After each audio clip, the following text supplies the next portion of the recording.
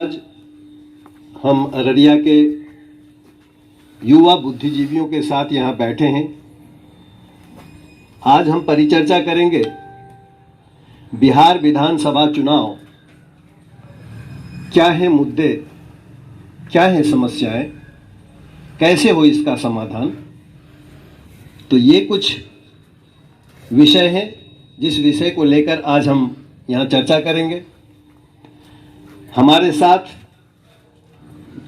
जो बैठे हैं पार्टिसिपेंट्स जो आज इस परिचर्चा में भाग ले रहे हैं, मैं चाहूँगा कि बारी बारी से उनका परिचय आपके साथ कराऊं। सामने इफ्तिखार आलम बैठे हैं। मैं चाहूँगा इफ्तिखार साहब से कि आप अपने बारे में दो शब्द बताएं। मैं शिक्षा जगत से जुड़ा हुआ हूँ और किसान भी हूँ। थोड़ी सी लेफ्ट पॉलिटिक्स के तरफ रुझान रहता है। आप हैं सुमित कुमार सुमन। मैं वार्ड पार्षद हूं और भाजपा का नगर उपाध्यक्ष हूं। शहर की राजनीति में थोड़ी दिलचस्पी रखता हूं। शब्बीरुल हक। मैं सामाजिक कार्य में कोशिश करता हूं कि बढ़ चढ़ कर भाग लूं। ऋषभ राज। जी, मैं डॉक्टर ऋषभ राज इंडियन डेंटल एसोसिएशन अररिया का सेक्रेटरी भी हूं और साथ ही साथ जेडीयू डिस्ट्रिक्ट प्रेसिडेंट जिलाध्यक्ष अररिया। आप हैं सिप्तैन अहमद। सबसे पहले मैं संवाद का शुक्रगुजार हूँ कि आपने आज हमें दावत दिया। मैं सिप्तैन अहमद, जिला प्रवक्ता कांग्रेस अररिया। जेड.ए. मुजाहिद। मैं जेड.ए. मुजाहिद पेशे से एडवोकेट हूँ, अररिया में प्रैक्टिस करता हूँ और उसके अलावा लिटरेरी एंड कल्चरल एक्टिविटीज़ में मेरी भागीदारी रहती है। दीपक कुमार मंडल, जिला संयोजक अखिल भारतीय विद्यार्थी परिषद अररिया। जी, तो ये आज हमारा जो ये लाइव परिचर्चा चल रहा है, ये हमारे आज के पार्टिसिपेंट्स हैं। हम सभी जानते हैं कि बिहार में बहुत सारी समस्याएं हैं। कुछ प्रमुख समस्याएं मैं सामने रखना चाहूँगा। पलायन बिहार की सबसे बड़ी समस्या है। चूँकि बिहार में रोज़गार की कमी है, यहाँ कोई इंडस्ट्री नहीं है और खेतों में सालों भर काम है नहीं, लिहाजा यहाँ के लोगों को अपनी आजीविका की तलाश में राज्य से बाहर जाना ही पड़ता है। और पिछली किसी सरकार ने आज तक इस दिशा में कोई ठोस काम नहीं किया। हमने कोरोना के काल में देखा है, हजारों हजार की तादाद में बिहारी मजदूर, प्रवासी बिहारी मजदूर बिना किसी बात की परवाह किए पैदल, साइकिल से, रिक्शा से, तिपहिया रिक्शा से अपने बाल बच्चों के साथ 1500-2000 किलोमीटर की दूरी तय करके अपने गांव चले आए।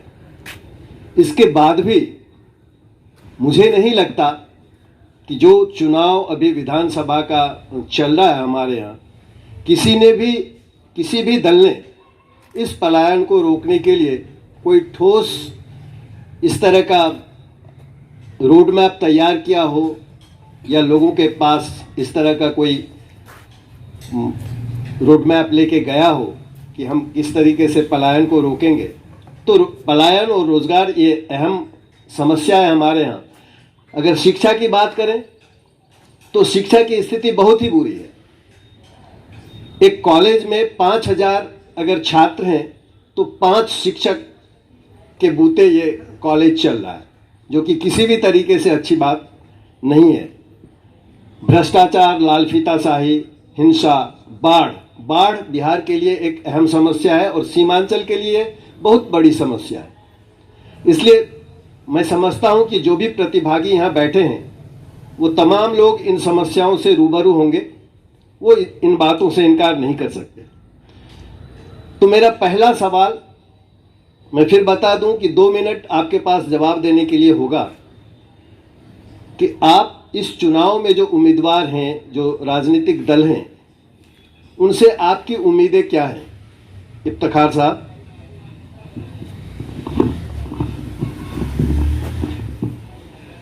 यहाँ जो एक समस्या है ये कृषि आधारित एरिया है, ज़्यादातर लोग खेती किसानी करते हैं। जब हम खाद बीज लेने जाते हैं तो वो हमको प्राइवेट दुकानों पे मिलता है। हम चाहते हैं कि खाद बीज का एक सरकारी दुकान हो, वहाँ से किसान खाद बीज खरीदें। उसके अलावा जब हमारी फसल तैयार हो जाए तो वो पैक्स के माध्यम से खरीदा जाए, ना कि हमको बिचौलियों को, पैकारों को बेचना पड़े। पैक्स का माध्यम सरकारी माध्यम हो, खाद बीज भी हमको सरकार दे। उसके अलावा जब हमारी फसल तैयार हो जाए तो फिर सरकार ही खरीदे। उसके पास पैक्स उसके पास माध्यम है, उसके जरिए वो हमारी समस्याओं को हल कर सकता है। तो आपका कहना है कि चूंकि कृषि आधारित यहाँ की अर्थव्यवस्था है और किसानों का खस्ता हाल है, बिल्कुल सही बात है। आज मैं देख रहा था कि धान का समर्थन, जो न्यूनतम समर्थन मूल्य है, वो 1870 रुपये है, जबकि खुले बाजार में धान की कीमत 1000 रुपये से ज़्यादा अभी नहीं ले रहा है और कोई पैक्स अभी खरीदारी भी नहीं कर रहा और इस ओर सरकार या प्रशासन का कोई ध्यान भी नहीं है। किसी पार्टी का किसी भी पार्टी की कोई पार्टी इधर ध्यान ही नहीं दे रही है। उनके मैनिफेस्टो में है भी नहीं कि खाद बीज हम देंगे किसानों को, सरकारी रेट पे देंगे, उसके लिए हमारी एक दुकान होगी, फसल जब तैयार हो जाएगा तो फिर उसको हम खरीदेंगे। पैक्स के माध्यम में किसी भी पार्टी का इस ओर कोई ध्यान नहीं। ठीक है, सुमित कुमार सुमन जी, मैं जानना चाहूँगा, आप तो भाजपा के पदाधिकारी भी हैं इस नगर के, आप बताएं कि जो राजनीतिक दल इस चुनावी दंगल में है, आप उनसे क्या अपेक्षा रखते हैं कि क्या करना चाहिए जो बिहार का भला हो सके? सबसे पहले तो यहाँ जनता द्वारा शिक्षित लोगों को चुन करके विधानसभा भेजना चाहिए ताकि वहाँ यहाँ की आवाज़ को उठा सके, ना कि वहाँ जाके सिर्फ बैठ के बात को सुन सकें। जितना ज़्यादा अपने विधानसभा क्षेत्र का विधायक आवाज़ उठाएंगे उतना ज़्यादा क्षेत्र में विकास हो सकेगा और लोगों को रोजगार मिल सकेगा, लोगों की समस्या समाप्त हो सकेगी। आप बोल रहे थे बाढ़ की समस्या, बाढ़ का निदान कब हो सकता है? जब यहाँ के सांसद और विधायक लोकसभा विधानसभा में अपना समस्या बता सकेंगे। यहाँ के विधायक करीब विधायक बता ही नहीं पाते हैं यहाँ की समस्या को। और सांसद जी तो अभी बने हैं 1 साल पहले, वो आपको मुद्दा उठाए भी हैं। बहुत जल्द इसका निदान होगा, लेकिन क्षेत्रीय विधायक को तो बात उठानी होगी ना अपने विधानसभा क्षेत्र की। हम तो पूरा जिले के लिए सांसद जी उठाएंगे, लेकिन विधानसभा का तो विधायक जी को ही अपना दिलचस्पी दिखाना होगा। हम सब जानते हैं कि लंबे समय से मरहूम तस्लीमुद्दीन साहब बाढ़ को बहुत संजीदगी से उन्होंने लिया था और महानंदा बेसिन पर उन्होंने काम शुरू किया था और फाइलें काफ़ी दूर तक गई हैं। हमें नहीं मालूम, हम तो आम पब्लिक हैं, हम नहीं जानते कि ये मामला कहाँ अटका पड़ा है। तो क्या आप समझते हैं कि महानंदा बेसिन पर काम होना चाहिए और जो सांसद हैं उनको इस पर पहल करनी चाहिए? महानंदा बेसिन पर सांसद जी का भी बयान कई बार आया है जो कि इस पे काम होना चाहिए। इसमें सुधार की भी जरूरत है। वो बहुत 15 साल 20 साल पहले महानंदा बेसिन का परियोजना बना था और अभी समय बदल गया है, नदियां का रुख बदल गया है। उस हिसाब से अब उसको सुधार करते हुए अगर उसका बनाया जाए तो महानंदा बेसिन योजना बहुत अच्छी योजना है। सीमांचल क्षेत्र के लिए ये बहुत ही अच्छी योजना है। इसे अमल कराने के लिए हम लोगों के द्वारा भी सांसद जी को कई बार कहा गया और उनके द्वारा कई बार कहा भी गया है कि ये योजना बहुत जल्द चालू हो जाएगी। शब्बीरुल हक साहब, आपकी नज़र में क्या है हमारी समस्याएं और कैसे क्या समझते हैं इसका निदान क्या हो सकता है? सीमांचल क्षेत्र की जो मेन समस्याएं हैं उसमें सबसे ज़्यादा एक तो हेल्थ का सेक्टर जो है बहुत ज़्यादा गिरावट की ओर है। कुछ है ही नहीं हेल्थ सेक्टर में, किसी भी गवर्नमेंट ने आज तक कुछ हेल्थ सेक्टर के लिए कुछ किया नहीं। और दूसरा किसानों के लिए एक प्रॉब्लम और है, वो स्टोरेज का प्रॉब्लम। इस एरिया में स्टोरेज का कोई सिस्टम नहीं है, गवर्नमेंट की तरफ से कोई ऐसा कुछ बना हुआ नहीं है। अभी एक कुछ फसल यहाँ पर हो रहा है मकई, जिसकी वजह से कुछ एरिया में कुछ ज़्यादा थोड़ा खुशहाली भी आई है। लेकिन अभी क्या है, मकई को प्रोसेसिंग कोई यूनिट नहीं है, सुखाने का उसका कोई मामला है, सबका फसल बर्बाद हो रहा है, कोई देखने वाला नहीं है। इसका कोई व्यवस्था होना चाहिए। और एक बार जो मेन यहाँ का प्रॉब्लम है उसका तो नालंदा बेसिन वाला जो प्रोजेक्ट है उस पर काम होना चाहिए।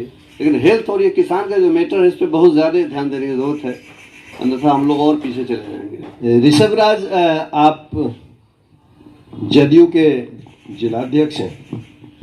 मैं आपसे जानना चाहूँगा, आपकी सरकार रही है 15 साल, आपकी सरकार बिहार में रही है, लेकिन समस्याएं आज भी जस की तस हैं। स्वास्थ्य की अगर बात करें तो ये जिला मुख्यालय में एक भी सरकारी अस्पताल में एक भी महिला चिकित्सक नहीं है, एक बड़ी समस्या है। और शहर के अंदर इलीगल नर्सिंग होम्स चल रहे हैं, रोज़ वहाँ मर जाती हैं महिलाएं, प्रसव के दौरान, चिकित्सा के दौरान लोगों की मृत्यु हो जाती है। कई तरह की बाढ़ से आप भी ग्रसित हैं, जब बाढ़ आती है तो आप भी परेशान रहते हैं, आप यहाँ के रहने वाले हैं। कैसे देखते हैं, क्या होना चाहिए निदान, और क्यों नहीं हो पाया इतने दिनों में समस्याओं का हल? सबसे पहले तो सीमांचल में विकास तभी संभव है जब दलगत राजनीति से उठकर यहाँ के सारे जनप्रतिनिधि हमारे विधानसभा में या संसद में सवाल उठाएंगे, अपनी बातों को साथ मिलकर रखेंगे। यहाँ हम लोग अगर दल पे चले जाते हैं तो बातें फिर बिगड़ सी जाती हैं। महानंदा बेसिन का काम पिछले सांसद ने आगे बढ़ाया, अब आए हैं तो उन्हें लगता है कि मैं ये काम करूँगा, जो किया हुआ काम है तो उनके बिहाफ में चला जाएगा। तो ये सब चीज़ें जो है हम लोग का डेवलपमेंट रोक रहा है। सबसे पहले दलगत राजनीति छोड़नी होगी हमें, चाहे वो किसी भी पार्टी के हों, जेडीयू हो, आरजेडी हो, जिस भी पार्टी से हैं। हम लोग को सब यहाँ के सारे जनप्रतिनिधि को एक बात सोचना होगा कि हमें इस क्षेत्र का विकास करना है। जहाँ तक रही बात स्वास्थ्य की, स्वास्थ्य सेक्टर में काम नहीं हुआ है ये तो नहीं कर सकते हम लोग।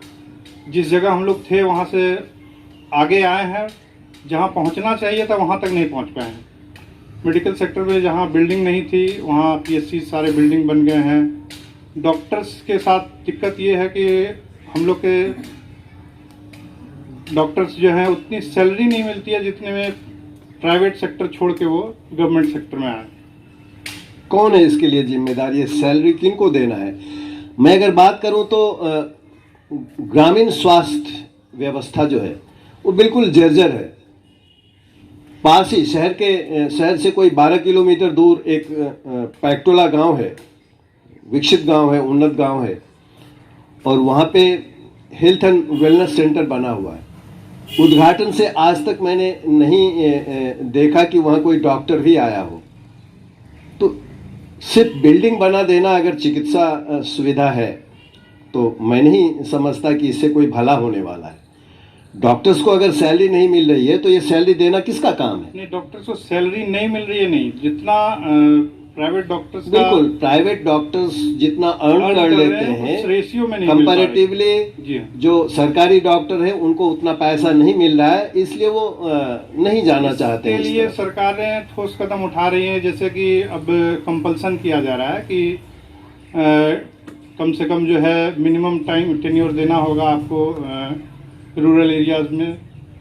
तो इस किसी भी काम के लिए गवर्नमेंट प्रेशराइज नहीं कर सकती है। मान लीजिए आप हमें काम करने के लिए कहा जाए तो एक लिमिटेशन है गवर्नमेंट की भी कि हमें प्रेशराइज नहीं कर सकती है। उन्हें जैसे ग्रामीण चिकित्सक की बात बोल रहे हैं, ग्रामीण चिकित्सक का जो है एक ट्रेनिंग करवाई है गवर्नमेंट ने, प्रोसेस्ड वे में NIOS से ट्रेनिंग हुई है, 16,000 लोगों की ट्रेनिंग हुई है ताकि उन लोगों को इंगेज किया जाए। लेकिन ये कोरोना की वजह से वो लोग रुक गए। कम्युनिटी हेल्थ वर्कर कह के ट्रेनिंग हुई है जिन्हें ऋषभ जी, मैं आपको यहाँ रोकना चाहूँगा। आप कह रहे हैं कि ग्रामीणों के इलाज के लिए लोगों को ट्रेन किया गया है। आप खुद एक डॉक्टर हैं, 6 साल 7 साल पढ़ के आपको डिग्री मिलती है और तब आप चिकित्सा के क्षेत्र में जाते हैं, और 6 महीने की ट्रेनिंग देकर जो चिकित्सक तैयार हो रहे हैं जिसके भरोसे पूरे गांव को छोड़ दिया जाएगा। क्या आप ये नहीं समझते कि गांव के जो लोग हैं, गांव में रहने वाले जो लोग हैं, उनके साथ ये इंसाफ नहीं हो रहा है, क्योंकि हमने देखा है कोरोना के इस काल में पूरा गांव नेग्लेक्टेड है। गांव में कहीं भी किसी भी तरह की कोई सहूलियत, कोई डिस्टेंसिंग नहीं है, कोई मास्क नहीं लगाते हैं। वहाँ जो बीमार पड़ता है आज भी वो झोला छाप के पास जाकर अपना सर्दी खांसी बुखार का इलाज करा लेते हैं, जबकि शहरों में टेस्ट कराने से उसको कोरोना होगा, कोरोना पॉजिटिव हो जाएगा वो आदमी। लेकिन गांव में चूंकि टेस्ट नहीं होता है, वो अपना इलाज करा के और गांव में ही रह जाता है। लोग मर भी जा रहे हैं, कोई देखने वाला उसकी कहीं कोई गिनती नहीं आ रही है, चूंकि वो शहर में आके अपनी जांच नहीं करवा रहा, उसका कोई सही चिकित्सा नहीं हो रहा। तो क्या ये गांव में रहने वाले लोग इस देश के नागरिक नहीं है, जिनके लिए 6 महीने की ट्रेनिंग देकर और लोगों को नहीं। चिकित्सा के 6 महीने की ट्रेनिंग देकर डॉक्टर्स नहीं बनाए जा रहे, वो कम्युनिटी हेल्थ वर्कर का क्योंकि हमारी आबादी जितनी है उस अनुपात में डॉक्टर्स अभी नहीं है। अब ये एक बड़ा सवाल है, क्योंकि एमसीआई का एक नॉर्म्स होता था मेडिकल कॉलेजेस को अप्रूवल करने का, तो वो उसमें भी कुछ चेंजेस अब किया गया है। नंबर ऑफ डॉक्टर्स रेशियो के हिसाब से नहीं है, तो वो अचानक से नहीं किया जा सकता इंक्रीज, उसमें बहुत लंबा समय लगेगा। उसको कंट्रोल करने के लिए फ़िलहाल एक कम्युनिटी हेल्थ वर्कर एक सर्टिफिकेट कोर्स है, बेसिकली वो डॉक्टर्स नहीं है। उन्हें सिर्फ इतना ट्रेंड किया गया कि प्राइमरी हेल्थ एड के लिए उन्हें नॉलेज दे के पेशेंट्स को हेल्थ सेंटर तक पहुंचाने का काम है। उनका काम ट्रीट करना या कह के नहीं है। कोई उन्हें डॉक्टर्स की सर्टिफिकेट भी नहीं दी गई है या वो डॉक्टर्स नहीं हैं। चलिए अब मैं चलता हूँ सिप्तान अहमद साहब के पास। आप प्रवक्ता हैं कांग्रेस के। मैं जानना चाहूँगा कि क्या है समस्याएं और क्या हो उसका निदान। शुक्रिया। सबसे पहले जो बड़ी समस्या इस इलाके के लिए जो बाढ़ है, जिसको लेकर के अभी हमारे सुमित जी भी बात कर रहे थे, मैं इस पर थोड़ा रोशनी डालना चाहूँगा कि एक महानंदा बेसिन का जो इशू है, ये इशू नया नहीं है, ये बहुत पुराना चलते हुए आ रहा है। अगर हम किशनगंज एमपी जो गुजर गए काश्मीर साहब, उनकी बात करें तो उन्होंने 2010 में इसकी आवाज़ उठाई थी पार्लियामेंट में। उसके बाद 2016 में हम बात करते हैं तो हमारे जो तस्लीमुद्दीन साहब जो आरजेडी से हैं, उन्होंने पूर्णिया में जो एक मीटिंग हुई थी उसमें महानंदा बेसिन को लेकर के और एजुकेशन को लेकर के दोनों मुद्दा को उठाया था। और जहाँ तक यूपीए गवर्नमेंट की हम बात करें तो 600 करोड़ इसमें जो पैसा आया महानंदा बेसिन के लिए, जिसमें स्टेट और जो सेंटर है दोनों की कोलैबोरेशन थी। और 2011 में नीतीश कुमार ने फाउंडेशन लेड किया महानंदा बेसिन का 149 करोड़ रुपए के हिसाब से, जिसमें उसका इम्बैकमेंट वगैरह है, जो पत्थर वगैरह होती है कि उसको करने के लिए। और इसकी जो टेन्योर है वो 2017 में फिनिश थी और 5 पार्ट में पैसे जाने थे और 2017 में महानंदा बेसिन बनकर तैयार होनी थी। तो 149 करोड़ का पैसा खर्च करने के बाद भी, जिसमें 112 करोड़ खर्च हुआ, बाकी खर्च नहीं हुआ। उसके बाद जो बाकी पैसे हैं उसका आवंटन नहीं हुआ और पहले चरण के बाद कोई काम नहीं हुआ। तो सबसे पहले कि जो गवर्नमेंट है प्रेजेंट, जिसके अंदर रिस्पॉन्सिबिलिटी है, ये उसके लिए है। दूसरी चीज़ है कि जैसे बाढ़ग्रस्त एरिया है ये, तो एक प्रपोजल गया था वर्ल्ड बैंक के पास, तो वर्ल्ड बैंक से $220 मिलियन वर्ल्ड बैंक ने बिहार गवर्नमेंट को दिया है। उसके देने का एक मेन था कि इस बिहार में, खासकर इस एरिया में जो आपका जो बाढ़ ग्रसित एरिया है, इसमें बांध बनाना, इसमें जो पुल क्षतिग्रस्त है उस पुल को बनाना, रिपेयर्स वगैरह का काम था, और जो नदी का जो रुख वगैरह है उसको मेंटेन करना। 220 मिलियन कम नहीं होती, आखिर वो पैसा गया कहाँ? तो ये एक इश्यूज़ है एक महानंदा बेसिन को लेकर के जो चल रहा है। और अभी की बात है, अभी रिसेंटली जो कांग्रेस के एमपी जो आज़ाद साहब हैं किशनगंज में, उन्होंने इस बात को रेस किया। हाँ, एक चीज़ है जो भाजपा के एमपी उन्होंने इस बात को किया है, लेकिन ये कंटिन्यूस एक चलता आ रहा है। और जो पैसा आपका आया है, जो तस्लीम साहब हैं उन्होंने क्लेम भी किया था कि इस पैसे को डाइवर्ट कर दिया गया है। अगर आप 2016 का the times of India newspaper पढ़ेंगे तो उसमें इस चीज़ में है, द वायर में भी मेंशन है। जेड मुजाहिद साहब, आप कैसे देखते हैं इन समस्याओं को? आपकी नज़र में क्या समाधान है इसका? एक तो सबसे पहले जो बात हमारे पहले स्पीकर ने कहा कि कृषि सबसे बड़ी समस्या है, और हम समझते हैं, और जो पूरे अभी एक फेज़ का इलेक्शन हो भी चुका है बिहार में, ये मुद्दा कहीं से रहा नहीं। ये समस्या ज़रूर है लेकिन ये मुद्दा फ्रंट पर नहीं आया। दूसरी बात, जो एज ए एंकर आपने जो इंट्रोड्यूस कराया, जो जिन मुद्दों को, पलायन, रोज़गार, मेरे ख्याल में पलायन और रोज़गार एक ही सिक्के के दो पहलू हैं, रोजगार नहीं है तो पलायन है। बिल्कुल।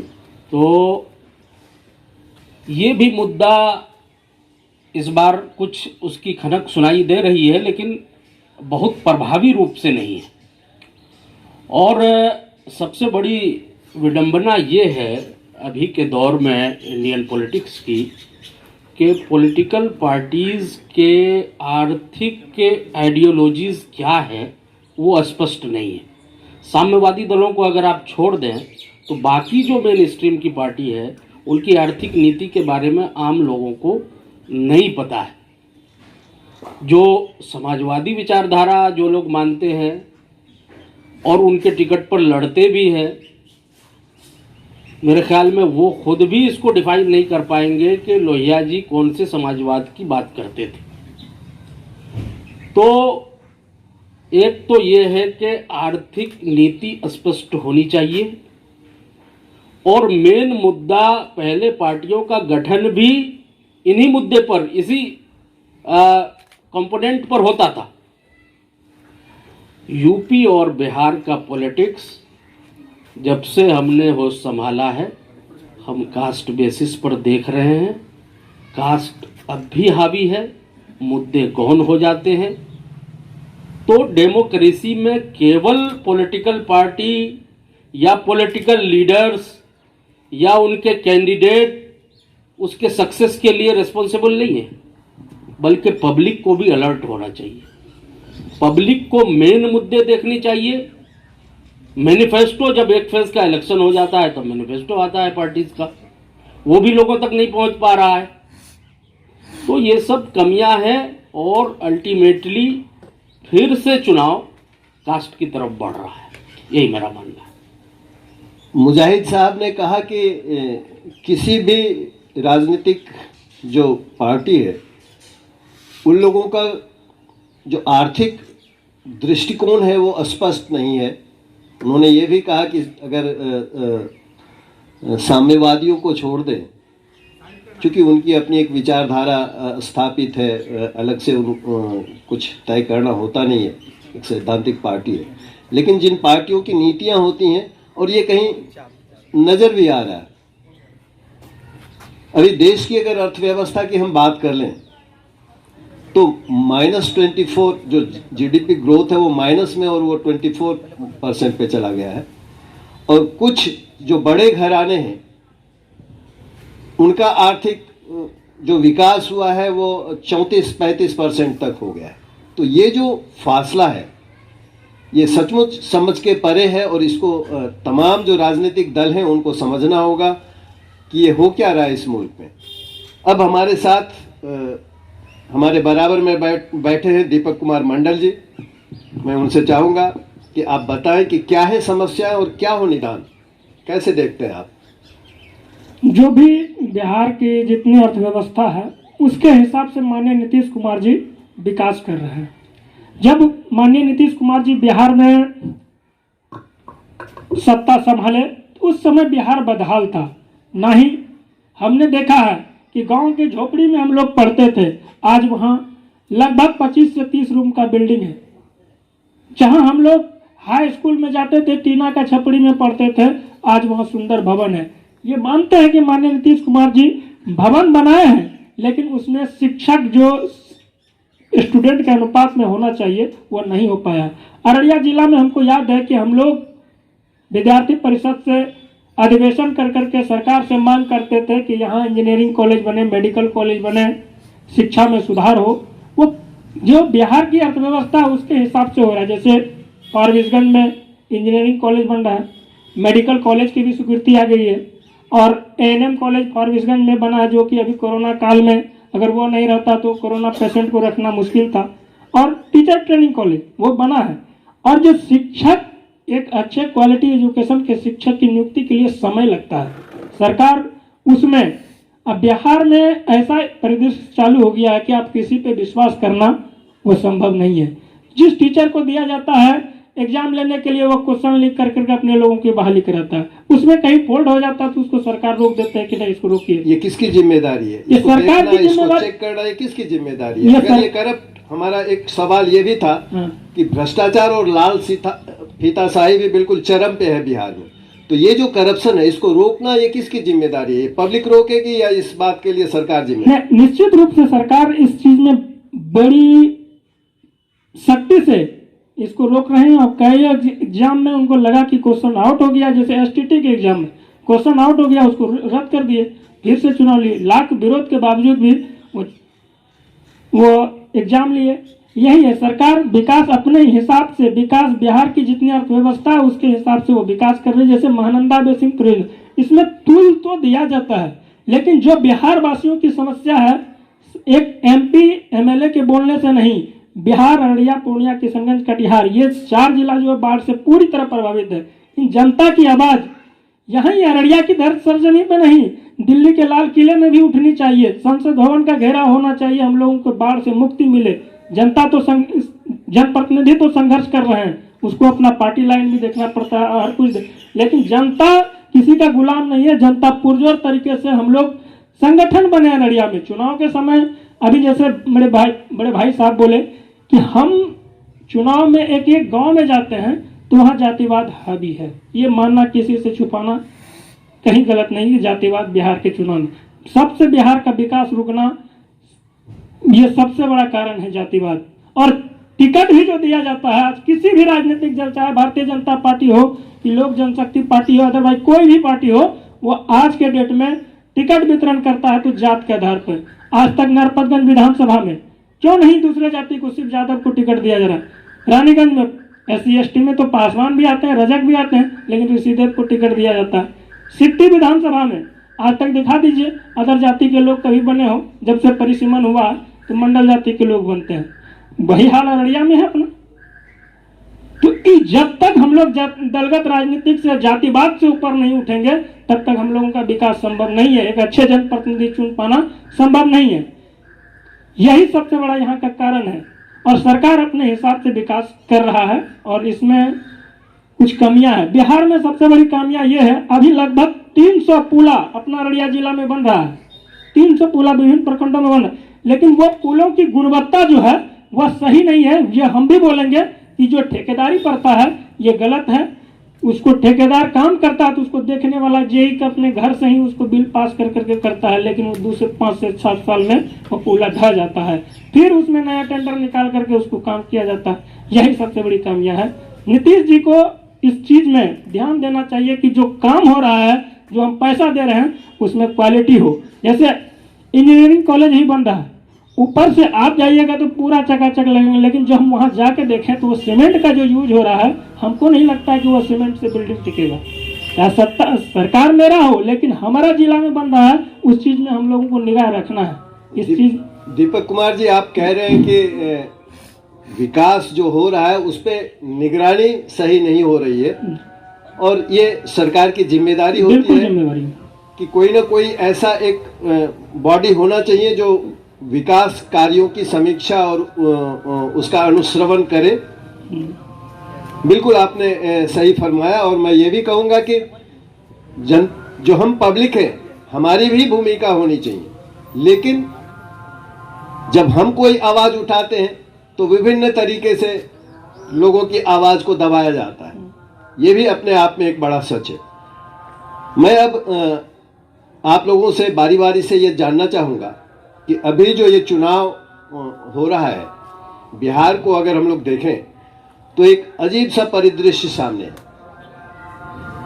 नीतीश जी के साथ यहाँ भाजपा का गठबंधन है और केंद्र में अगर हम देखें तो वहाँ लोजपा भी एनडीए गठबंधन में है, लेकिन बिहार में वो गठबंधन के बाहर है। बाहर होते हुए भी लोजपा ने अपने उम्मीदवार सिर्फ उन्हीं जगहों पे खड़े किए हैं। ज़्यादातर मुझे लगता है कि 127 में से 122 जो उसके उम्मीदवार हैं वो जदयू के जहां कैंडिडेट हैं वहां उन्होंने खड़े किए। और अव्वल तो ये कि ज़्यादातर जो उम्मीदवार हैं जदयू के वो किसी न किसी तरीके से भाजपा से जुड़े हुए लोग हैं, वो भाजपा से निकले हुए लोग हैं। तो ऐसी परिस्थिति में मैं आप तमाम लोगों से बारी बारी से जानना चाहूँगा कि बिहार के इलेक्शन, ये जो चुनाव हो रहा है, विधानसभा चुनाव, इसका क्या असर पड़ने वाला है? क्या लोजपा के खिलाफ, जदयू के खिलाफ खड़ा होने से ये समीकरण किस तरह देखते हैं आप? क्या असर होगा इसका? इफ्तिखार साहब।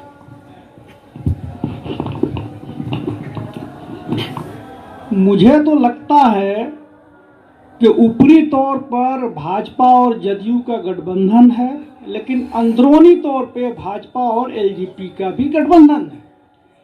भाजपा के कई लोग चाहते हैं, जैसे अभी सुशील कुमार मोदी क्वारंटाइन कर दिए गए, यानी कि उनको कोरोना हो गया, अभी वो गौन है, वो उप मुख्यमंत्री थे यहाँ। तो कई चीज़ें चल रही है। लोगों का मानना है कि भाजपा दोनों को साथ दे रही है, एक के साथ ऊपर में गठबंधन है, एक के साथ अंदर अंदर गठबंधन है। और आप जब लोजपा के उम्मीदवारों को देखेंगे, उनकी पृष्ठभूमि भाजपाई है। वो भाजपा के पूर्व जिला अध्यक्ष हैं, भाजपा के महामंत्री हैं, इस तरह से उनकी पृष्ठभूमि है। और एलजेपी अभी जो प्रथम चरण का मतदान हुआ, वो जदयू को भारी नुकसान कर रही है। और इस पे भाजपा का शीर्ष नेतृत्व खुल के नहीं बोल रही है। वो कह रही है कि नहीं, हमारा जदयू के साथ गठबंधन है, हम जदयू के साथ हैं, लेकिन चूंकि लोजपा भी केंद्र में भाजपा के साथ है, तो लोजपा पे लगाम लगाया जाए, इसके ऊपर शीर्ष नेतृत्व खामोश है। मुझे लगता है कि ये सहमत का खेल चल रहा है। बार बार नीतीश कुमार कहते हैं, सीट बंटवारे की बात होती है तो वो कहते हैं कि नहीं, हम बड़े भाई हैं, हमारी बहुत अच्छी सीट थी। तो मुझे लगता है कि भाजपा इस बार जदयू को बड़े भाई की पोजीशन में ना रहकर भतीजा बना देना चाहती है। मेरा अपना नजरिया है। सुमित जी, आप क्या समझते हैं? आप तो भाजपा से जुड़े हुए हैं। अगर हम लोग अररिया की बात करें तो यहाँ भी जो लोजपा के उम्मीदवार हैं वो यहाँ के जिलाध्यक्ष भी रह चुके हैं। तो क्या ये संशय की स्थिति यहाँ के मतदाताओं के लिए नहीं है? क्या वो जदयू को वोट करेंगे? क्या वो लोजपा के उस उम्मीदवार को जो यहाँ के जिलाध्यक्ष रह चुके हैं भाजपा का लंबे समय तक, उनको वोट करेंगे? ये जो स्थिति तैयार हुई है, इसको आप कैसे देखते हैं? हमारे पार्टी के जो मुख्य नेता हैं नरेंद्र मोदी जी, वो अपने मन से, हर एक मन से ये कह रहे हैं कि हमारा गठबंधन नीतीश कुमार जी से है और यही मुख्यमंत्री का चेहरा है। बिल्कुल। इसीलिए कोई भी जनता कहीं भटकने वाली नहीं है। सारा एनडीए का वोट एनडीए उम्मीदवार को ही जाएगा। यहाँ आप बोल रहे हैं कि भाजपा के जिलाध्यक्ष थे, तो वो नाखुश थे, उनको टिकट नहीं मिला। तो नाखुश थे तो हर आदमी, एक पार्टी में अगर 10 लोग हैं और डिजर्व करते हैं तो एक को मिलेगा टिकट, तो 9 लोग क्या? जब गठबंधन की राजनीति हम कर रहे हैं, पूरा बिहार में तो भाजपा लड़ नहीं सकता है। हम 120 सीट पर 121 सीट पे लड़ रहे हैं। तो 121 सीट के लोग जो उम्मीदवार थे, 8 लोग 9 लोग जितना आदमी रेस में थे, वो सब तो नाखुश ही है ना। वो तो चाहेंगे जो कि पार्टी वहां नुकसान में रहे। मतलब पार्टी में सिर्फ इसलिए है कि उनको चुनाव में टिकट मिले, और टिकट नहीं मिला तो किसी दूसरी पार्टी में। बहुत से ऐसे लोग हैं, सभी लोग ऐसे नहीं हैं, बहुत से लोग ऐसे हैं जो सिर्फ चाहते हैं कि हमको टिकट मिले। आप देख लीजिए ना, अभी भी गठबंधन में एक नेता तो ऐसे थे जो कि तीनों पार्टी में अपना बायोडाटा जमा किए हुए थे और कहीं एक जगह सफल भी हो गए। ठीक है, तो इसीलिए यहाँ कोई भी जनता कहीं जाने वाली नहीं है। सारा वोट एनडीए का यहाँ जिस विधानसभा में जो छाप है, सभी एकदम खुल करके मतदान करेंगे। आप देखिएगा, एकजुट होकर के, और हर बार से ज्यादा वोट से यहाँ लीड करेगा। 6 में 6 सीट जीतेंगे हम। चलिए, सुमित जी काफी आशान्वित हैं कि एनडीए गठबंधन का वोट जरा भी इधर उधर नहीं बटेगा। सब्बिरुल हक साहब, आप कैसे देखते हैं इस परिस्थिति को? मुझे तो ऐसा लगता है कि भाजपा नेतृत्व जो है, वो कोई भी व्यक्ति जो थोड़ा भी शीर्ष नेतृत्व से क्वेश्चन कर सकता है या उसके समानांतर उभर सकता है, उसको उभरने देना नहीं चाहती है। और इसलिए सारा कुछ आपका इशारा नीतीश कुमार की तरफ है? जी जी जी जी। तो इसी सोची समझी रणनीति के तहत ये काम हो रहा है, अन्यथा मामला सामने सबके आता, क्योंकि लोजपा भी सामने है, बीजेपी भी लड़ रही है और प्रधानमंत्री तो कह रहे हैं, लेकिन कोई चिराग पासवान को क्लियर मैसेज नहीं दे रहे हैं या कुछ पब्लिक के सामने क्लियर मैसेज नहीं दे रहे हैं किसी भी रैली में कि आप लोजपा को वोट ना करें। ऐसी कोई बात तो कहीं आज तक बोली नहीं उन्होंने। मैं भागलपुर वाली रैली में भी था, लेकिन ऐसी कोई बात कहीं नहीं हुई। इससे लगता है कुछ सोची समझी साजिश चल रही है। और या इस साल हो सकता है कि इस चुनाव में जदयू को डाउन कर दिया जाए और अगली बार फिर हम लोग, मतलब भारतीय जनता पार्टी का सोचना होगा अगली बार हम लोग फुल फ्लेजेड होकर हम लड़ेंगे बिहार में। ऋषभ जी, आप क्या समझते हैं, ये जो समीकरण इस बार चुनावी समीकरण तैयार हुआ है बिहार में, क्या सोचते हैं आप, ये किस तरीके से इस चुनाव पे इफेक्ट करेगा, क्या असर डालेगा ये? देखिए, लोजपा की जहाँ तक बात है, मुझे नहीं लगता है कि 2 सीट से ज़्यादा आएगी वो। और वैसे भी बिना भाजपा के सपोर्ट के लोजपा पिछले चुनाव में जितनी भी सीटें लाई है भाजपा गठबंधन से ही थी, और अभी इस बार गठबंधन में वो है नहीं। तो उनका दावा करना कि हम लड़ रहे हैं, हमारे साथ भाजपा है, शीर्ष नेतृत्व कह चुकी है, बार बार कह भी रही है, अब लोग समझ भी रहे हैं। वोटर को ज़्यादा मूर्ख नहीं बनाया जा सकता, एक हद तक ही बनते हैं और उसके बाद फिर वोटर अपना डिसाइड कर लेता है कि किधर जाना है किधर नहीं जाना है। वोटर अपना मन बनाए हुए है, सारा मामला रिजल्ट के बाद तो खुल ही जाना है, ज़्यादा दिन है नहीं, 10 तारीख। सिप्तैन साहब, आप कैसे देखते हैं इस घटना को? इसमें जो मेरा अपना नज़रिया है, सबसे पहले तो जो सीट का आवंटन हुआ है 122 121 उसको लेकर के, तो जहाँ तक है कि जदयू जो पिछले विधानसभा में जितनी सीट्स लाई थी और इस बार जितनी सीट्स आएगी उसकी एक वास्तविकता भाजपा को पता चलेगी कि जदयू कहाँ पर है। और भाजपा अपने आप को, चूँकि एक जदयू के सीएम रहे, माननीय नीतीश कुमार सीएम रह रहे हैं, लेकिन भाजपा अपने फेस को प्रोजेक्ट करना चाह रही है, उसको डायरेक्टली वो एक्सपोज नहीं कर रही है, लेकिन जब पार्टी पॉलिटिक्स की बात होती है तो फिर एक सामने एक फेस आएगा और जनता ये डिसाइड करेगी कि वो अभी नीतीश को चाह रही है कि भाजपा से किसी सीएम को चाह रही है, और वो उसका सपोर्ट लोजपा मिलेगा या फिर जदयू मिलेगा। ये इसका फैसला तो जनता को करना है, जो भाजपा के जो अपने कैडर वोटर हैं वो उसको तय करेंगे कि वो एक्चुअली भाजपा से सीएम चाह रहे हैं कि नीतीश को चाह रहे हैं। क्योंकि जदयू का जो वोटर है वो बीजेपी का कैडर वोटर नहीं है, जदयू का अपना वोटर्स है। और जदयू की जो वास्तविकता है, जो रियलिटी है, वो इस जो विधानसभा चुनाव में वो सबके सामने आ जाएगी कि जो वोटर्स हैं भाजपा के वो एलजेपी में जा रहे हैं कि जदयू में जा रहे हैं। तो एक भाजपा को अपना स्ट्रेंथ का पता चलेगा और दूसरी जो है कि जदयू की अपनी वास्तविकता वो पटल पा जाएगी। मैं थोड़ा सा अलग किस्म से चीज़ों को समझ रहा हूँ। मुजाहिद साहब, क्या है कि मान लें कि लोजपा का अपना 2% 3% वोट है, जो कि होना ही चाहिए, अगर इतने दिनों की एक पार्टी है तो इतना होगा ही। और फिर जो कैंडिडेट लोजपा ने दे रखा है वो कहीं ना कहीं भाजपा से निकले हुए लोग या उनके साथ सहानुभूति रखने वाले लोग, उनकी भी अपनी छवि होगी। 10-5 हज़ार वोट उस तरफ से भी वो ला सकते हैं। तो ये जो 2-3% लोजपा के वोट और उनके व्यक्तिगत छवि का, उनके व्यक्तिगत संपर्क का कुछ वोट, ये सब अगर वोट निकल जाता है तो किसका निकलेगा? मुझे लगता है कि ये किसी न किसी तरीके से जदयू को नुकसान पहुंचाएगा। आप क्या समझते हैं, आप कैसे देखते हैं इस मामले को? देखिए, सबसे पहले ये कि जो वर्तमान परिस्थिति है लोजपा को लेकर के, ये कोई पहली बार नहीं है। आप देखेंगे कि 2004 में जब यूपीए की सरकार बनी थी केंद्र में, आरजेडी भी यूपीए का पार्ट था, लोजपा से भी रामविलास जी मंत्री थे केंद्र में। लेकिन 2005 के फरवरी में चुनाव होता है तो कांग्रेस और एलजेपी का गठबंधन होता है और आरजेडी अलग लड़ती है। फिर उसी साल नवंबर में चुनाव होता है तो लोक जनशक्ति पार्टी कम्युनिस्ट पार्टी के साथ लड़ती है और आरजेडी और कांग्रेस एक साथ लड़ती है। फिर 10 का विधानसभा चुनाव होता है, केंद्र में यूपीए में है सब लोग, 10 में फिर आरजेडी और लोजपा एक साथ लड़ती है। तो जो रीजनल पार्टीज़ हैं उनके अपने अस्तित्व की लड़ाई सबसे बड़ी बात होती है। और हम समझते हैं कि यहाँ पर कोई बीजेपी द्वारा कोई ऐसी रणनीति नहीं है, बल्कि लोजपा की अपनी अस्तित्व की लड़ाई है।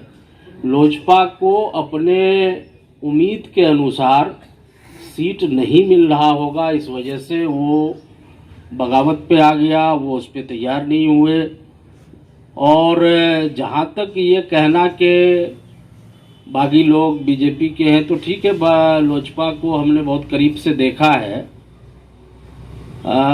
बागी लोगों का जमावड़ा रहा है और बगावत से भी जूझना पड़ा है। फिर उनको जब 29 लेकर के आए थे तो मैक्सिमम फिर चले गए थे, भाग गए थे जब सरकार का गठन नहीं हो रहा था।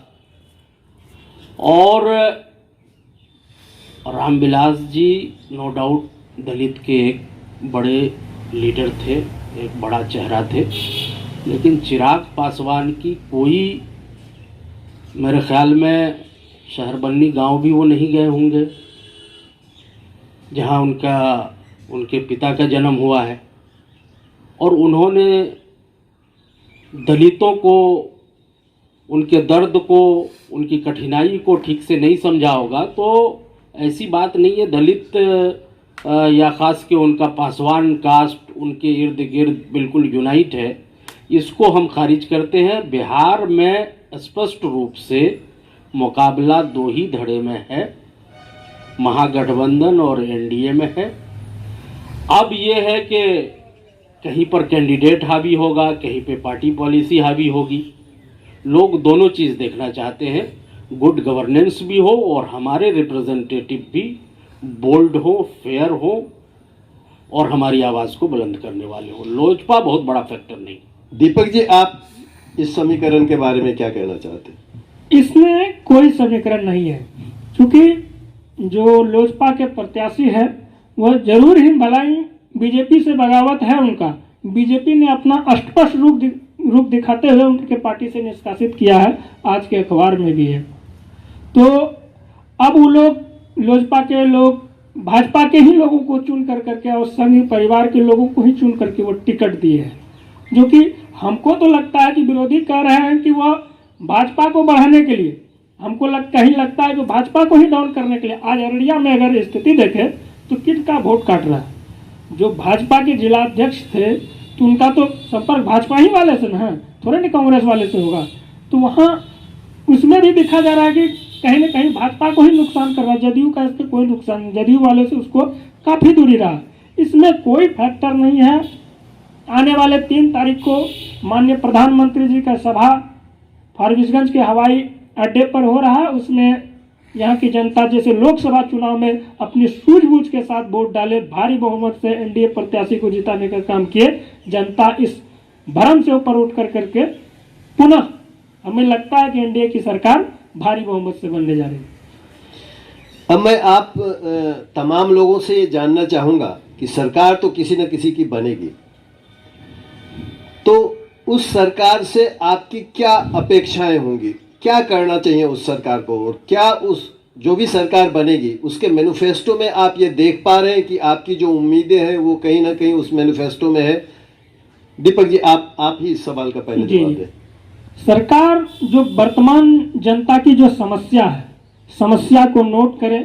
जनप्रतिनिधि जो विधायक हो हमारे क्षेत्र का, अगर कोई भी जजमेंट होता है तो वो अगर कोई भी किसी के पक्ष में फैसला आता है तो सबसे बड़ा श्रेय उनके वकीलों को जाता है। उसी तरह जनप्रतिनिधि जनता के वकील के रूप में लोकसभा और विधानसभा में लड़ते हैं। जब हमारा वकील ही कमजोर हो तो हम क्या जीता हुआ केस भी हार सकते हैं। तो वही हाल हम लोगों का इस अररिया जिला में है कि हमने आज तक 5 साल तो देखा कि माननीय विधायक जी कभी उनको विधानसभा में बोलते हमने नहीं देखा। और जब निश्चित तौर पे जब लालू जी की सरकार थी, कोई भी विधायक 1 अरब से 1.5 अरब में, जाकिर अनवर फारबिसगंज में विधानसभा चुनाव लड़ रहे हैं, वो अपने कार्यकाल में 1.5 अरब में उसका 5 साल गुजर गया। लेकिन माननीय विधायक मंचन केसरी जी लड़ रहे हैं, वह 19.5 अरब के विकास के दावे कर रहे हैं और इंजीनियरिंग कॉलेज, एएनएम कॉलेज और टीचर ट्रेनिंग कॉलेज उन्होंने बनाने का श्रेय मिला है। और परमान नदी में फारबिसगंज प्रखंड के 4 जगहों पर परमान नदी में लगभग 10 करोड़ के लागत से 10 करोड़ के लागत से 4 जगह पुला बना। उनका फारबिसगंज विकास का सर्वांगीण विकास हुआ, लेकिन उस आधार पर हमने अररिया में विकास नहीं देखा। क्योंकि हम छात्र का लीडर करने के नाते हमने 5 साल के दरमियान सभी जनप्रतिनिधियों के दर पे गया और उनसे अपना क्षेत्र की जो विकास है करने की अपेक्षा की। लेकिन हमको इसमें चाहे अपने ही दल के हो कि पराई इन दल के, सबों की उदासीनता देखी गई, इसमें कुछ नहीं। सिप्तेन अहमद साहब, ये बात सीधे तौर पे आप जिस पार्टी के प्रवक्ता हैं उनसे जुड़ी हुई है, आप क्या कहना चाहेंगे इस पर? जहाँ तक विकास के मुद्दे की बात है, मैं तो आज बैठा हूँ तो पूरी लिस्ट लेके मैं बैठा हूँ कि मैं जानता था कि ये मुद्दा आएगा। तो अगर दिखाने की बात आएगी तो लाइव हूँ, मैं पब्लिकली भी दिखा सकता हूँ एक चीज़ को कि जितना आप बता दें। जी, जितने भी काम हुए हैं, जैसे सड़क का ही सलानिया से जो विधायक फंड से आता है, जो विधायक को अपना फंड है, जब पहले 2 करोड़ था, फिर अभी होकर 3 करोड़ हो गया है। जो अपना जो उसका फंड है, उस फंड से जहाँ भी निर्माण होना है, जैसे 300 कार तो ऐसे हैं जिसमें सड़क है, आपको जो छोटी पुलिया हैं उस चीज़ का है। आप अगर विजुअलाइज एग्जाम्पल ही आप लेंगे, आप अररिया कॉलेज चले जाएं तो अररिया कॉलेज की जो लाइब्रेरी की इस्टेब्लिशमेंट है और अररिया कॉलेज में जो भवन निर्माण पहली मंजिल पर हुआ है, उसके बाद जो रंगाई पोताई हुई है, उसके बाद मिलिया कॉलेज चले जाए, मिलिया कॉलेज में एक सामुदायिक भवन का निर्माण हुआ है। इस तरह पंचायत में जाए तो कब्रिस्तान वगैरह का निर्माण हुआ है। जैसे आपने एग्जाम्पल दिया था पेक्टोला का, जो बाउंड्री वॉल हुई है उसके, इस तरह से बहुत सारे एग्जाम्पल है। और आप चंद्रोदय चले जाए तो वहाँ जो ठहरने का जो उत्तम प्रबंध किया गया है उसका निर्माण किया गया है। तो ये जो जितनी भी तरह की जो वर्क है, 15 तरह की जो वर्क है अलग से वो हुआ है। बाकी कुछ काम है जो स्टार्ट हो चुका था, जिसका ड्यूरेशन दिया हुआ है कि अगले 3 महीने में वो पूरा हो जाएगा, वो भी लिस्ट है, पूरी एक लंबी फहरिस्त है मेरे पास उस चीज़ की। और जो उनके फंड का है तो वो अपना हो रहा है काम। जिले में शिक्षा और स्वास्थ्य, ये 2 ऐसा क्षेत्र है जिसमें अररिया जिला काफ़ी पिछड़ा हुआ है। दीपक जी यहाँ बैठे हैं, हमारे बराबर में एबीवीपी करते हैं। आप अररिया कॉलेज की राजनीति में काफ़ी सक्रिय रहे हैं। आप बताएं कि आपके महाविद्यालय में आज कितने शिक्षक हैं, पढ़ाने वाले शिक्षक कितने हैं और छात्रों की संख्या क्या है, आप बताएंगे? जी बिल्कुल। अभी वर्तमान परिदृश्य जो एनडीए से पूर्व की सरकारें थी, उसमें ऐसा हालात हो गया था कि हमारे कॉलेज में जो अररिया कॉलेज का निर्माण हुआ, उस समय प्रोफेसरों की संख्या 46 था। 46 से रिटायरमेंट होते होते वो घट कर करके 8 पर आ गया था। लेकिन माननीय मुख्यमंत्री नीतीश कुमार जी, हम लोगों ने उनसे बराबर संघर्ष किया, अभी वह संख्या पुनः फिर 25 पर जा कर करके अटका है और हम लोगों का संघर्ष जारी है। हम लोग निश्चित तौर पर लेंगे। मैं फिर उसी बातों को कहता हूं कि आप किसी केस को जीतने के लिए अच्छे वकील की जरूरत होती है, तो उसी तरह हम लोग बार बार मांग उठाते थे कि अररिया कॉलेज में, अररिया जिला में पीजी की पढ़ाई नहीं है, पीजी की पढ़ाई नहीं है, पीजी की पढ़ाई। हम लोग माननीय जल जीवन हरियाली योजना के तहत माननीय मुख्यमंत्री जी आए थे अररिया कॉलेज में। प्रशासन का विरोध झेलने के बावजूद भी हम लोगों ने उनसे मिले और उनको जो 5 बिंदुओं की मांग दिया गया था कि अररिया जिला में पीजी की पढ़ाई हो, कॉलेज को देखते हुए माननीय मुख्यमंत्री तुरंत अपने सचिव जी को कहे कि आप इसमें स्वीकृति दिलवाइए। 5 दिन के अंदर अररिया कॉलेज में चिट्ठी आना चाहिए। वाइस चांसलर महोदय को कहे कि आपको खुलवाना होगा। और दूसरी बात, अररिया जिला में कोई जनप्रतिनिधि को पता नहीं होगा कि माननीय मुख्यमंत्री जी एक गवर्नमेंट डिग्री कॉलेज देने की बात कही है और उसका चिट्ठी जिला प्रशासन को आ गया। क्योंकि यहाँ के जो लीडर हैं, हम नहीं कहते कि भारतीय जनता पार्टी के माननीय विजय मंडल जी, उसका आज हम विरोध करते हैं, उससे हम कहते हैं कि आप विधानसभा में मांग उठाइए कि सिक्टी में गवर्नमेंट डिग्री कॉलेज होना चाहिए। लेकिन उनसे मुद्दा लिखने के बाद भी उन्होंने उठाने का काम नहीं किया, क्योंकि उसके पास शिक्षा, स्वास्थ्य, सुरक्षा कोई मायने नहीं है। वो तो एक मान्य जात बेसिस पर चुनाव जीत करके आते हैं। मैं इफ्तिखार अहमद आलम साहब, आप कुछ कहना चाहेंगे इस मुद्दे पर? हर बार ये बोलना कि 15 साल पहले कुछ नहीं था, इसीलिए हम इसको टाइम लगेगा। ठीक है, 15 साल पहले कुछ नहीं था, लेकिन आपको भी तो 15 साल मिला। बिल्डिंगें हो गई, काम हो रहा है, स्कूल भवन है।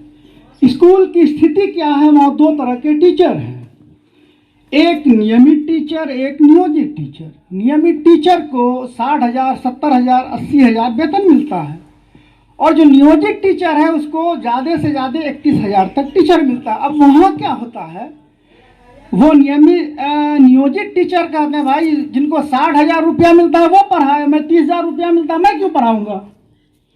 तो वहाँ भी दिक्कत है।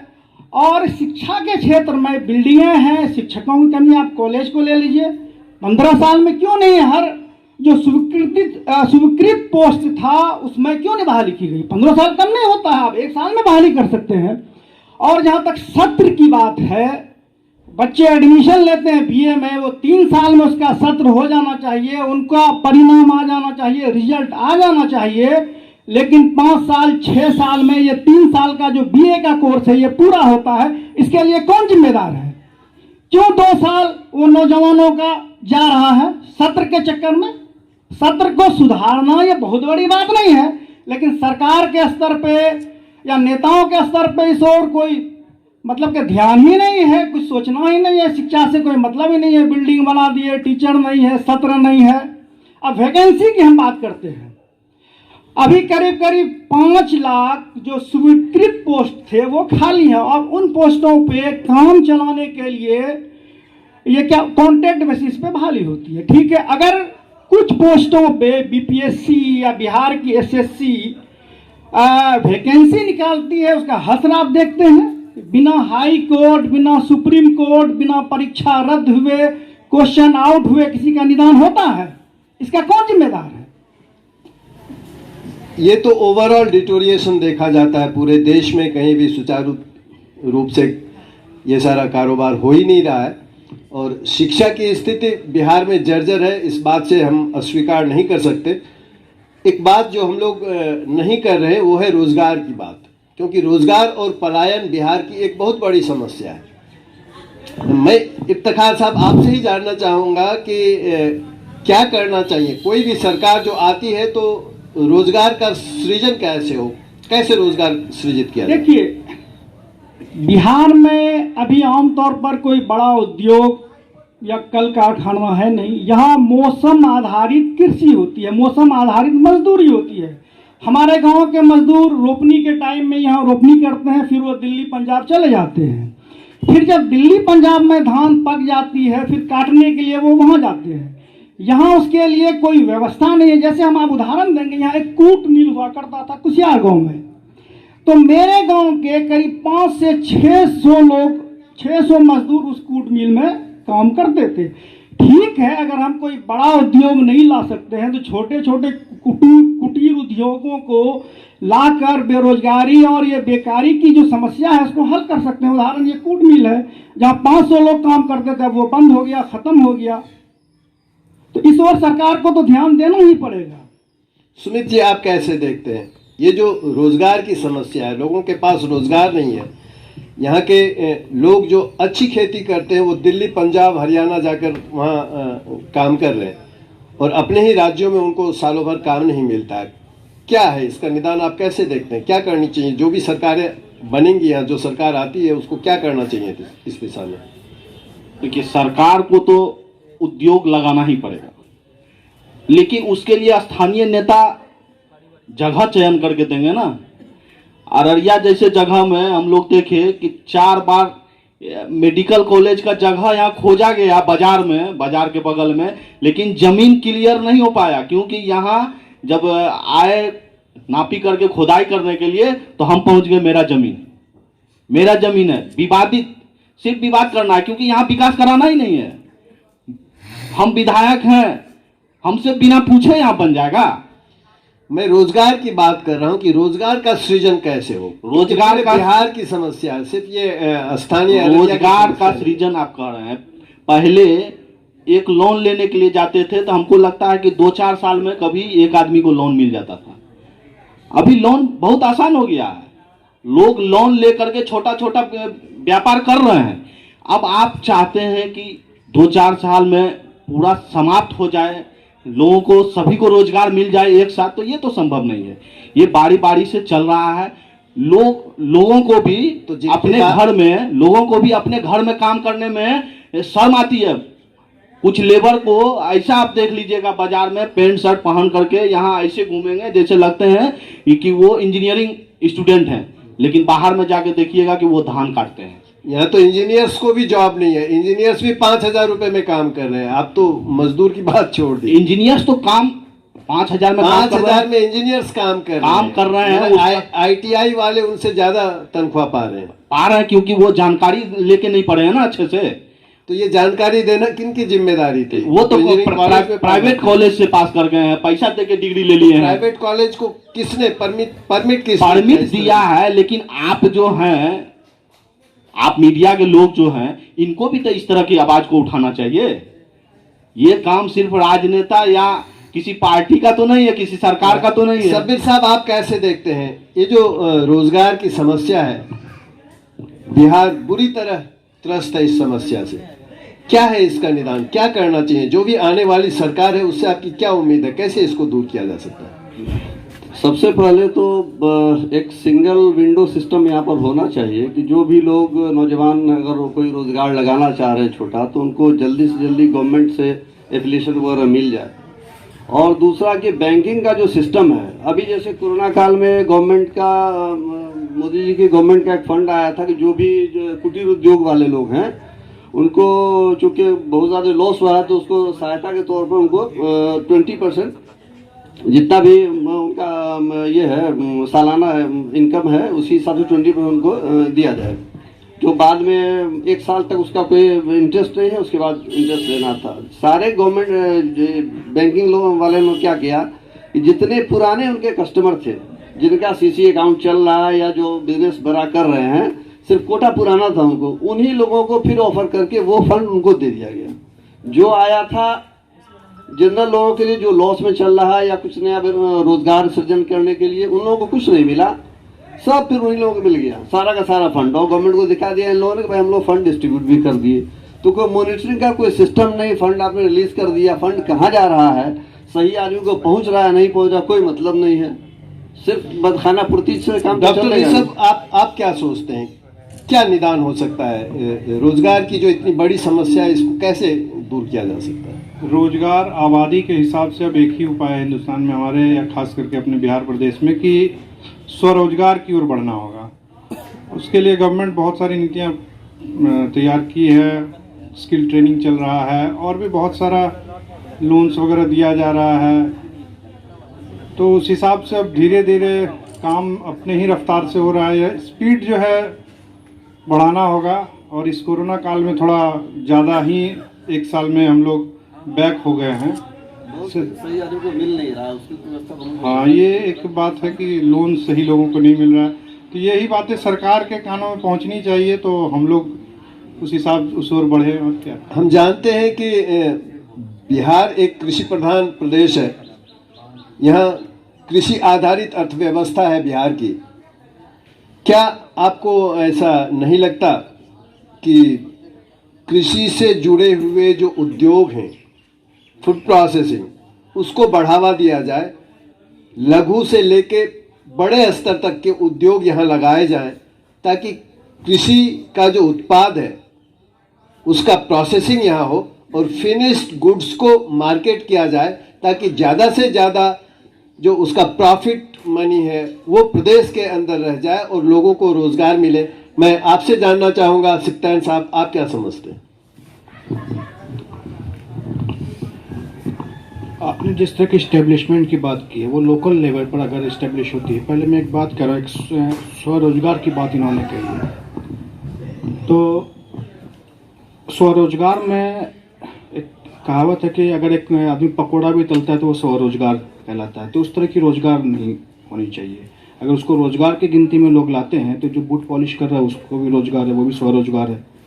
जो पकौड़ा तल रहा है वो भी स्वरोजगार है, जो चाय बना रहा है वो भी स्वरोजगार है। वो तो कर ही रहा है, लेकिन सरकार की तरफ से किस तरह की फैसिलिटीज़ मिलती है उसको करने के लिए। जैसे कि लोन की बात आई कि 5 ही लाख का लोन है, तो किसी को मिल रहा है कि नहीं मिल रहा है, और उससे कुछ इस्टेब्लिशमेंट हो रही है, लेकिन वो परमानेंट सॉल्यूशन नहीं है। गवर्नमेंट जॉब की बात करते हैं, रोजगार का मतलब है आम पब्लिक से पूछेगा तो वो सरकारी नौकरी को रोजगार कहता है, प्राइवेट नौकरी को रोज़गार नहीं करता है। लेकिन आज जो इंटरिम गवर्नमेंट है वो जो प्राइवेटाइजेशन कर रही है सारे कंपनी का, प्राइवेटाइजेशन के बाद जो लोगों का जो मूवमेंट ख़त्म होगा, वहाँ से प्राइवेट पब्लिक को जाएगी, तो रोज़गार तो फिर प्राइवेट कंपनी तो रोज़गार देती है, जो भी लोग प्राइवेट जगह काम कर रहे हैं अपना कर ही रहे हैं, लेकिन रोज़गार का मेन काम है गवर्नमेंट एम्प्लॉय आप हैं कि नहीं है इस चीज़ को। और जो गवर्नमेंट इम्प्लीमेंट करना, जैसे आपका क्वेश्चन हुआ कि क्या चीज़ करे, एक आदमी को जो अनएजुकेटेड है, ये तो मैंने एजुकेटेड की बात की कि सरकार जो अनएजुकेटेड है उसके लिए से फैक्ट्रीज की इस्टेब्लिशमेंट हो, जैसे कि अभी सबीरुल हक साहब ने कहा कि एक है जो कूट मिल की बात कही, आपका जूट मिल की बात कर लीजिए, राइस मिल की बात करिए, जो यहाँ से लेकर पूर्णिया तक में मौजूद था जो कि ख़त्म हो चुका है, उस पर मक्का प्रोसेसिंग की बात कर लीजिए, ये सब यहाँ थी जो कि अब है नहीं प्रेजेंट टाइम में। तो लोग अगर ये चीज़ आ जाएगा तो ये हरियाणा, पंजाब, चंडीगढ़ नहीं करेंगे लोग, वो अपने ही क्षेत्र में रहेंगे, उनके पास काम रहेगा। जब वो अपने क्षेत्र में रहेंगे तो वो जितना भी कमाते हैं वो घर में रहेंगे तो वो पैसा उनका बचेगा और उनकी डेवलपमेंट स्वतः होगी। तो वो आपको इस्टेब्लिशमेंट देनी है। स्वरोजगार एक कह देना नहीं है, इन्होंने भी कहा अपने मैनिफेस्टो में कि 5 लाख जो है स्वरोजगार होगा। तो 5 लाख जो स्वरोजगार होगा वो कैसा स्वरोजगार है? अगर पकौड़ा ही तलना है तो वो स्वरोजगार है, तो ऐसे भी लोग तल रहे हैं पकौड़ा। मुजाहिद साहब, आप कैसे देखते हैं, कैसे इस समस्या से निदान पाया जा सकता है? देखिए, जो आने वाली सरकार हो उनके सामने बेरोज़गारी को दूर करने के लिए एक बड़ा रोड मैप होना चाहिए। और सबसे पहले जो डिफरेंट डिपार्टमेंट्स में जो खाली आसामियां हैं उसको आप यथाशीघ्र उसको भर्ती किया जाए। और दूसरा जो है रोज़गार सृजन की बात, बिहार को वैसे भी बहुत सारे अभी जो बात आई माइक्रो रूरल इंडस्ट्रीज़ और बड़े पब्लिक अंडरटेकिंग्स की ज़रूरत है, इससे भी रोज़गार होगा। और जो प्राइवेटाइजेशन की बात सिप्टेन साहब कह रहे थे वो यकीनन हमारे इकोनॉमी को, ख़ास के ग्रामीण इकोनॉमी को कमज़ोरी की तरफ ले जाएगा। प्राइवेटाइजेशन के हम खिलाफ़ हैं, लेकिन सरकार के पास एक निश्चित लक्ष्य होना चाहिए और उनको अपने जो आर्थिक सलाहकार लोग हैं, जो फाइनेंस डिपार्टमेंट के लोग हैं, और पहले तो एक डिपार्टमेंट एम्प्लॉयमेंट का भी हुआ करता था, मिनिस्ट्री अब है कि नहीं है इसकी हमको जानकारी नहीं है, तो इनके पास वर्क होना चाहिए। और खाली आसामियों को भरते हुए आप ये तय करें, ये रिस्पॉन्सिबिलिटी गवर्नमेंट की है। अब ये कह देना कि फैक्ट्री खोलने के लिए स्थानीय नेता ज़मीन चयन कर करके देंगे तो खुलेगा, ये कोई बात नहीं है। ये this is not satisfactory reply, क्योंकि ये गवर्नमेंट को पावर है ज़मीन एक्वायर करने की। आपको राइट टू प्रॉपर्टी को सीज कर लिया गया, ये जानना चाहिए। प्रॉपर्टी पे गवर्नमेंट का हक है, वो जब चाहे एक्वायर करे और उसका मुआवजा आपको दे देगी। तो फैक्ट्री खोलने के लिए ये सरकार की मशीनरी क्या काम कर रही है? नेता के भरोसे चल रही है क्या? जो एडमिनिस्ट्रेटिव जो लोग हैं ये उनका काम है। नेता कभी ऑफिशियली जमीन का चयन नहीं करता है, जो उसके रेवेन्यू डिपार्टमेंट के लोग हैं वो चयन करते हैं, वो प्रपोजल भेजते हैं, फिर उसका विधिवत वो होता है। तो इस ओर सरकार को, जो भी सरकार बने, वो जनता के आकांक्षा पर उतरे और रोजगार का एक क्लियर कट रोड मैप तैयार कर करके इस समस्या को इसका निदान करें। सरकार कितना, अब तो मैं ये कहूँगा कि इस चुनावी समर में जो भी राजनीतिक दल है ये कितना गंभीर है रोजगार के प्रति। अभी एक बात आई, तेजस्वी ने कहा कि 9 लाख लोगों को नौकरियां दी जाएंगी। उस समय माननीय मुख्यमंत्री जी की एक प्रतिक्रिया थी कि इतना पैसा कहाँ से आएगा। ठीक दूसरे ही दिन हमारे माननीय प्रधानमंत्री जी ने कहा कि 19 लाख लोगों को, युवाओं को बिहार में नौकरियां दी जाएंगी। रोजगार।